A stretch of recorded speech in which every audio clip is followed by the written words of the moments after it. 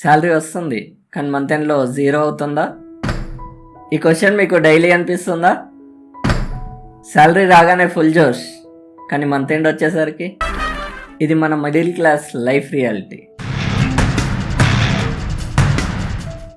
Hi friends, welcome to my channel. ఈ వీడియోలో మనం 2026 మనీ రీసెట్ గురించి మాట్లాడుకుందాం. మనీ రీసెట్ అంటే మనీ డబల్ అవ్వడం కాదు, ఎగ్జిస్టింగ్ శాలరీని స్మార్ట్ గా మేనేజ్ చేయడం. అది ఎలానో చూద్దాం. అసలు ఎందుకు ఈ మనీ రీసెట్టింగ్ ప్లాన్? మనం అందరం హార్డ్ వర్కింగే, మార్నింగ్ నుంచి ఈవినింగ్ వరకు అందరం వర్క్ చేస్తాం, కానీ మనీ మాత్రం మన కోసం అస్సలు వర్క్ చేయదు. సింపుల్ రీజన్, మనీకి ప్లాన్ ఉండదు, ఎమోషన్సే ఉంటాయి. ఆఫర్ చూస్తే కొనేస్తాం, ఫ్రెండ్స్ పిలిస్తే వెళ్ళిపోతాం, ఈఎంఐ ఈజీ అనిపిస్తే తీసేసుకుంటాం. మంత్ ఎండ్ లో అకౌంట్ బ్యాలెన్స్ చూస్తే ఈ 3 సింపుల్ రూల్స్ ఫాలో అవ్వండి, మనీ రీసెట్ ఆటోమేటిక్ గా అయిపోతుంది. Rule number 1, 50-30-20 formula.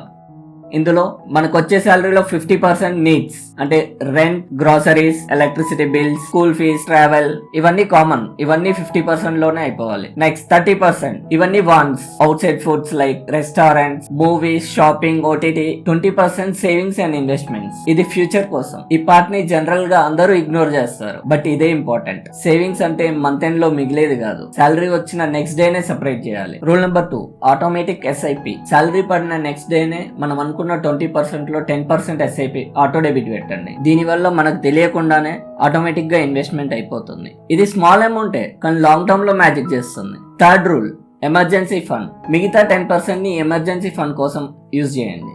ఎమర్జెన్సీ ఎప్పుడూ మనకు చెప్పి రాదు, like hospital bills, family issues, job gaps. So వీటిని ఫుల్ఫిల్ చేయడానికి మనకు ఎమర్జెన్సీ ఫండ్ అవసరం.